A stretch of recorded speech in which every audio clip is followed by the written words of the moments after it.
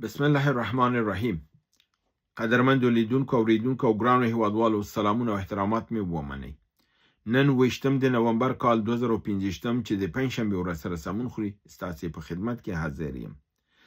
د نن ورځې دا دویمه برنامه ده او په دې کې د ستاسو پوښتنې تبصرې او د دغه متعلق ستاسو پوښتنو ته ځواب ورکوم. که څوک زما د نن ورځې د سیمې او نړیوال ویلاګ لیدل غواړي نو هغه کولی شي د نن ورځې اول ویلاګ چې دی هغه ته لاړ شي، هغه په نړیوال موضوعات باندې سره وګوري. راځم ستاسو پوښتنې ته.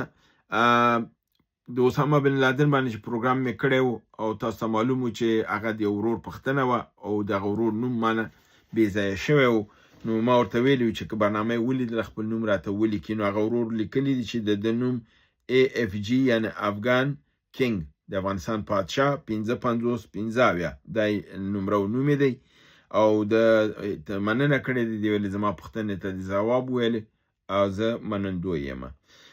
نو دغه اسامه باندې کوم پروګرام ما کړی اگر چې دومره خلکو نه دی لیدلی، نه پوهېږم چې بس هم اسامه اکسي چې لیدلی دی چا دا برنامه نه ده لیدلی.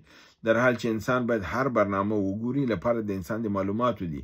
منګه چې کله جهاد په دور کې او منګه کاملا د کمونستانو ایدی په خلاف وو، مګر د لپاره چې خپل دښمن وپېژنو چې کمونیزم څه شی دی، سوسیالیزم څه شی دی، ستالین سوګو، لینن سوګو، مارکس سوګو، دا کتابونه به مونږ کتل او لوستل به لپاره ده چې خپل دښمن وپېژنو.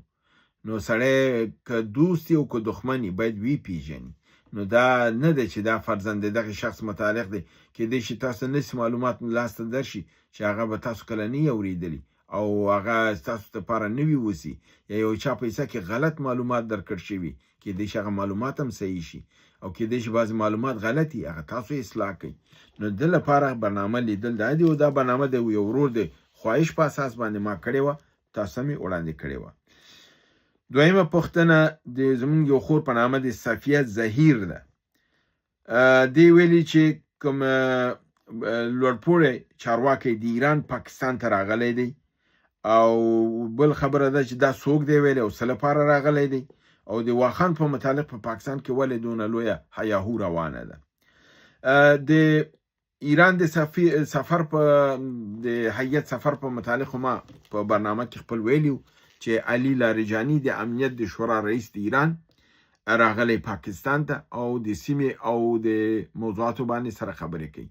او تاسو ته معلومه ده چې علي لاریجانی ولې راغلی، ځکه چې ما تاسو خپل په برنامه کې ویلیو چې مسعود پزشکیان رئیس جمهور د ایران ویلیو چې د سیمې بعضې ممالک دي چې د دوست په لباس کې دي خو د دښمنۍ کارونه کوي او دروغ وعدې ورکوي او کله چې ضرورت دی شو بیا نو مخ اړوي او کومک نه کوي.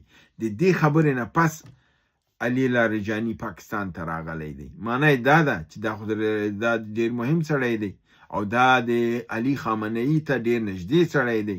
که دی رئیس جمهور ته نږدې دی که نه دی خامنه‌ای ته نږدې دی او بیا رئیس جمهور هم په ده باندې اعتماد په دې کوي چې دا د زعیم خاص استازی دی.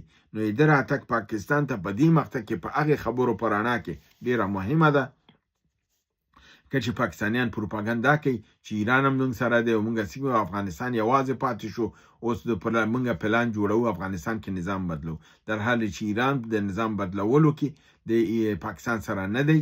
هغه په دې مسله د افغانستان کې دلته نه دی راغلی، هغه خپل د پاکستان په باره کې راغلی چې خپل موقف معلوم کړي چې آینده کې څه کوي، ایران سره ودرېږي یا دوه ګونې لوبه کوي. او د واخان متعلق د خور ته دا ووایم چې دې باندې خو ما څو ځلې خبرې کړي دي او تاسو مې دا خبره کړې چې پاکستان پروپاګند کوي، هغې خبرو کې وزن نشته، هغه ته غوږ مږ دی. واخان دومره اسانه نه دی چې پاکستان یې راشي ونیسي یا تاجکستان سره لاره جوړه کړي یا بل سره. هلته زموږ تاسو پړانګان پراته دي، هلته زموږ تاسو زمري پراته دي، هلته زموږ تاسو مجاهد بچي پراته دي او بل دا د سیمې ممالک هم هلته دي چې هغې داسې په اسانه باندې خو نه بري چې یو مملکت د بل مملکت په ستونې به تېرېږي او نور به ورته ګوري. نو دا شی ممکنه نه ده، صرف پروپاګند پورې ده، هماغه پروپاګند تر حده یې پرېږدئ او هماغې ته که غوږ دی کېږدئ. په نامه د زلمي محمدي ورور ویلي چې سیاسي حزبونو کې خلقو پرچم او د وطن ګوند په آینده کې دوی ځای به چیرته وي، په دې متعلق لږ څه معلومات ورکړئ. آینده والله اعلم، الله بهتر پیږي. اما تاسو معلومه ده چې فعلي نظام چې تر څو حاکم دی د ټول سیاسي احزاب منسوخ کړي دي. که چیرته آینده د افغانستان چې لوی بنیاد اول تعلیم دی، ځکه چې کمونستان چې افغانستان ته راغلل د بې سوادۍ د ده نه یې ګټه واخیستله، د خلکو د ناپوهۍ نه یې ګټه واخیستله. ناپوهه خلک قدرت ته ورسول، پوه خلکو عالم خلکو دی ووژل، قتل و قتال یې وکړ. ځکه خو نن خلک ترې نفرت لري. نو د دې اساس باندې که چېرته اوس احزابو ته اجازه ورکړي، تاسو معلومه ده د احزاب په افغانستان کې ځای نه لري، مګر که په آینده کې که د افغانستان د علمي سطح او دا اوچته شي او خلک آزادانه فکر ولري، په هغه وخت کې به بیا پارلمان یا فرضاً د افغانستان خلک به تصمیم نیسي قانون په اساس باندې، چاهے په قانون کې چپګرا یعنی د کمونستانو او د کین لاس دغه چې د سیاسیون چې دي چې چپګرا یا لیفت هند ورته ویل کیږي، د دوی د پاره په افغانستان کې به ځای وي که به نه وي. آیا افغانستان خو یو عنعنوي او مذهبي مملکت دی، آیا هلته به کمونستانو ته او د دې وطن پلورونکو ته به ځای وسي که به نه وسي؟ دا به د افغانستان آینده نسل او د افغانستان قانون اساسي به دا تصمیم نیسي چې چاته به حق ورکوي چاته نه ورکوي. آیا هغه ګوندونه به صرف اجازه لري چې هغه د اسلام په چوکاټ کې ولو که لیبرالیزم تم کار کوي، خو د اسلام په چوکاټ کې مسلمانه ادارې وي، نه دا چې د پردیو لپاره روسانو ته، چینایانو ته، امریکایانو ته به احزاب جوړیږي او هغوی نه به پیسې اخلي چې په دنیا کې په ایزي کې اجازه نشته دی. کوم احزاب چې په نړۍ کې بل مملکت نه پیسې اخلي هغه داسې کالعدم کیږي او تړل کیږي ځکه اجازه نشته. او په افغانستان کې د احزابو د بهر نه پیسې اخیستلې، د بهر چرګان او شودې او دا خوړل، په همدې باندې وطن خپل خرڅ کړ. نو په آینده کې ملت به تصمیم نیسي، داسې نه ده چې فعلا په افغانستان کې دوی ځای نه لري، خلک ترې نه متنفر دي، دا جنایتکاران دي، دا باید محاکمه شي. قاسم 4048 او یو بل ورور په نامه دی حمید E5P، هغه وایي چې آیا عمران خان د وژلو په هکله معلومات لرئ؟ څومره چې د میډیا کلیپونه مو اورېدلي دي دا صرف د میډیا پورې ده، مګر د خپله د سیاسینو نه دا دغه نه دی. تاسو معلومه ده که د عمران خان د مرګ خبره راووځي پاکستان کې، دا به د اور غوندې د پاکستان نظام خپل په لمن کې واخلي او هلته به ډېره اوضاع ډېره زیاته خرابه شي. نو د ده امکان نشته، او که چېرته دی مړي تاسو وایي چې هغه پټه کړې ده، د ده د پټولو امکانات نشته. په زندان کې دومره کسان د هغې پلویان شته دی چې یو نه یو دا بیرون راوباسي او دا افشا کیږي. پاکستان حکومت دا نشي پټولی. نو بناً دا خبر ماته حقیقي نه ښکاري، درست نه ښکاري، ځکه چې که وای دا خبر به وخت راوتی وی او اوس به د اور غوندې تیز شوی او د پاکستان نظام به په غېږ کې نیولی وی. نو که چېرته فرضاً داسې کوم واقع شوي، دا به د پاکستان د فعلي اوضاع لپاره د تیلي کار وکړي او د پټرولو کار به وکړي او د افغانستان په ګټه دی، ځکه دا د پاکستان د تجزیې لپاره به تیزي راولي. مګر فکر کوم چې دا بحث تبلیغاتي مسله ده، کوم حقیقت نشته دی. تر اوسه هیڅ مرجع هیڅ ځای دا تایید کړی نه دی. صرف دومره دی چې وایي چې خویندې علیمه خان او بله دوی چې ورغلي دي لیدلې ورسره دا څو ځلې نه دي چې وکیل چې تللی لیدلې نه دي چې دی وایي چې حتما په هغه باندې څه شوي دي چې هېڅوک ورته نه پرېږدي چې ورسره وګوري. یعنې یو عطس دی چې وهي د شک او شوبه ده، حقیقت سره لا تر اوسه کوم لاره نه لري. صبور هاشمي وایي چې د 1951 کې د افغانستان، ایران او د پاکستان زعماو یعنی داود خان، رضا شاه پهلوي او ذوالفقار علي بوټو سره پیمان وتړلو چې یو مشترکه اردو جوړه کړي او متحد شي او د سیمې د دښمنانو په مسله کې سره یو ځای اوسي. خو کله چې د دې پیام نه انګلیسان خبر شول، نو یو یې د منځه ویسته دسیسې ورته جوړې کړې او دوی سره ووژل. قدرمن وروره، شواهد او حالات یو خدا د 1951 کې لا داود خان قدرت نه ونیولی. داود خان په 26 د چنګاښ 1952 کودتا وکړله او قدرت یې ونیوه. په دوران د دغې کې په هغه وخت کې چې د صدر اعظم یعنی د 1953 نه تر 1963 پورې هغه وخت کې د ایران سفر کړی و، ایران سره اړیکې درلودلې او کله چې بیا قدرت یې ونیو د ریاست جمهورۍ په وخت کې د ایران ته لاړ او د ایران رئیس جمهور ته د 2 میلیارډ ډالرو وعده ورکړله چې دا درکوم، خپل اردو خپل نظام ټول قوي که، د روسیې نظام راټول که، چون د رضا شاه پهلوي په سیمه کې د امریکې ژاندارمو، نو د ده لپاره د دوی سره دا دغه وکړه. پاکستان هغې وخت کې د افغانستان نم ضعیف یو مملکت و، د ایران نه خو نهایت ضعیف و، ځکه ایران د سیمې ژاندارم د پولیسو او د امریکا اډه وه، نو د ده لحاظ نه ایران ډېر قوي و، هم اقتصادي لحاظ نه قوي و، هم سیاسي لحاظ نه، هم د نظامي لحاظ نه قوي و او د افغانستان سره اړیکې ډېرې ښې وې.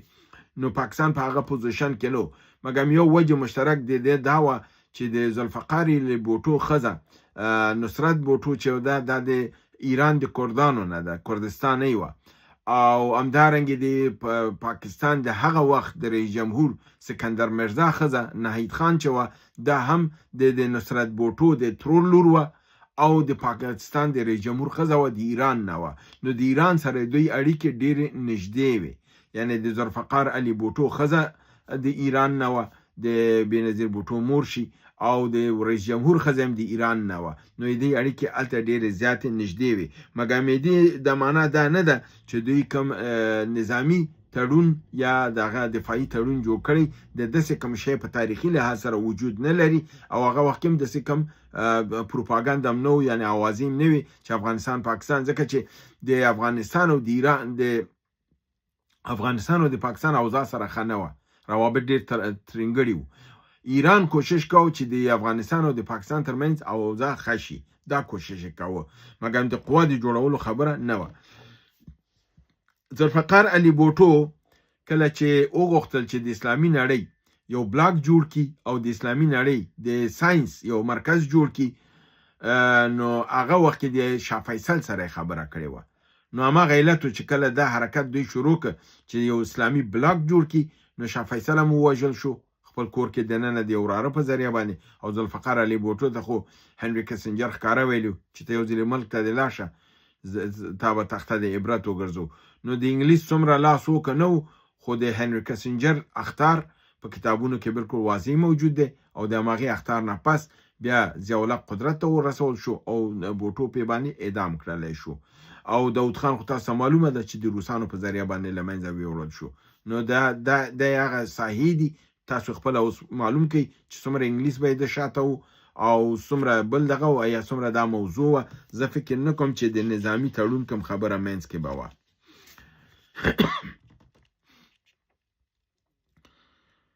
بهزاد کریمي وایي افغانستان ولې په جدي توګه د دوو ملکونو یعنی روسیې او چین سره خبرې نه کوي تر څو د پاکستان د حملو مخه ونیسي او خپل دفاعي سیستم قوي کړي، ځکه دا حملې چې دي دا د بګرام د نیولو لپاره دي، او بګرام چې نیول کېږي د امریکې لپاره نیول کېږي. نو که چېرته دا بګرام ونیول شو نو ضرر هم د روسیې او چین ته دی. نو که روسیې او چین د طالبان سره کومک وکړي د بګرام د نیولو مخه به ونیول شي، دا د دوی په ګټه دی.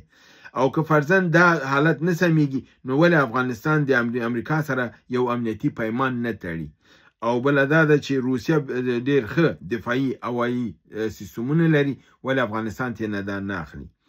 وروره دا په دې باندې ټول پوهېږي چې د بګرام مسله که راځي نو نقص روسیې او چین ته دی، اما خبرې هم د دوی سره روانې دي، هم د چین سره هم د روسیې سره.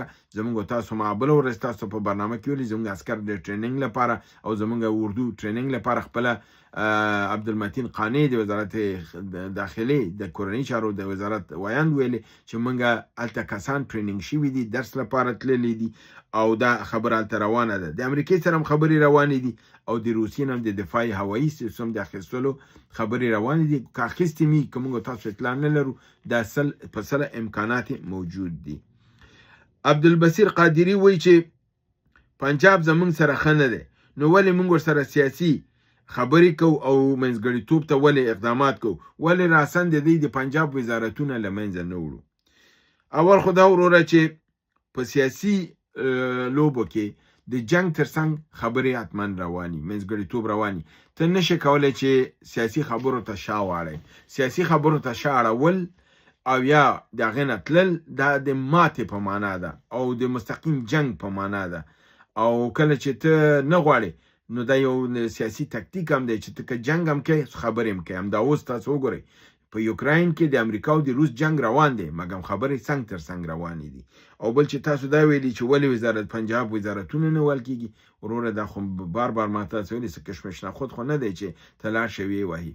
خو یو مملکت دی یو نظام دی هلته د امنیت لري په ورو په احتیاط سره یو شی وهل کېږي. دومره چې وزارتونه وهل اسان وي خو هلته د ونزویلا ټول وزارتونه به امریکا والي وي او حکومت به ورته که دومره اسانه وي په ایران کې به ټول وزارتونه سړي والی وي.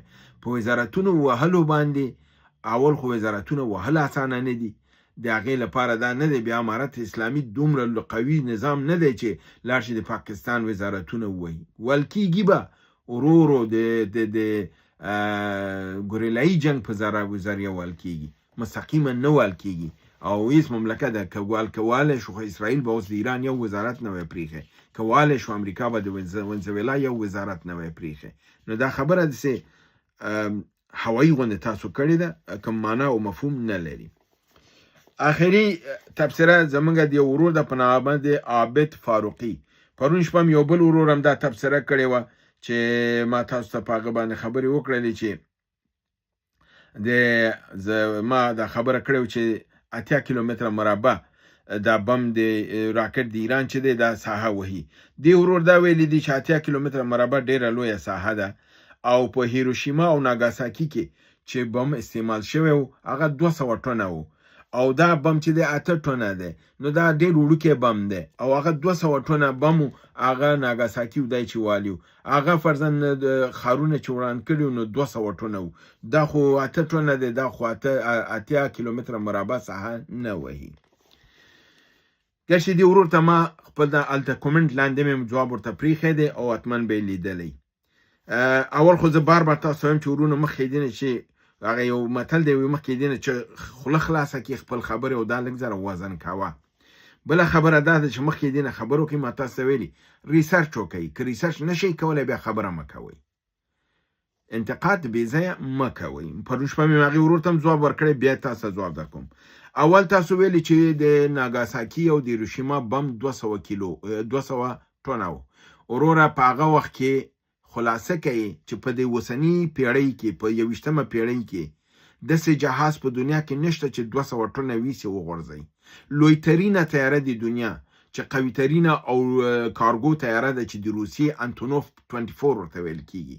انتونوف 24 دا 150 ټنه وزن وړي. دا لویترینه تیاره د دنیا ده لویترین وزن ده 150 ټنه چې هغه ورځ هم تاسو ویلي چې 10 تیارې د 15 ایران ته راوړلې په یو وخت کې 10 تیارې پکې ځایږي 150 ټنه وزن وړي. 200 ټنه په هغه وخت کې کومه تیاره وه چې دی وړه. نو ګورئ خبره کوئ یا مړۍ چې کوئ مړۍ ته ګورئ بیا خبره کوئ. 200 ټنه په هغه وخت کې اوس تیاره نشته نو هغه وخت کې امریکا سره د کم جنه شوه. بله خبره دا ده چې 8 ټنه ډېر زیات شی دی. اوس راځم دې لپاره چې تاسو او د اوریدونکو معلومات زیات شي دا چې د هیروشیما او د ناګاساکي رفرنس ماته راکړی دی یعنی په پټو سترګو یې راکړی زه به یې ورته سترګې لږې خلاصې کړم. د ناګاساکي بم چې استعمال شو د ده وزن چې و 10,300 پاونډه و. تاسو معلومه ده چې 2 پاونډه 950 ګرامه کېږي یعنی 1 کیلو نه کېږي څه د پاسه 2 پاونډه چې شي 1 کیلو ته جوړیږي یعنی دا 10,300 نه جوړیږي 4,600 کیلو یعنی دا بم د ناګاساکي څومره و 3.5 ټنه و 3.5 ټنه و. اوږدوالی څومره و 3 متره و 15 سانتي اوږدواله درلوده. قطر څومره و 1.50 یعنی 1.5 متره قطر و ډایمیټر.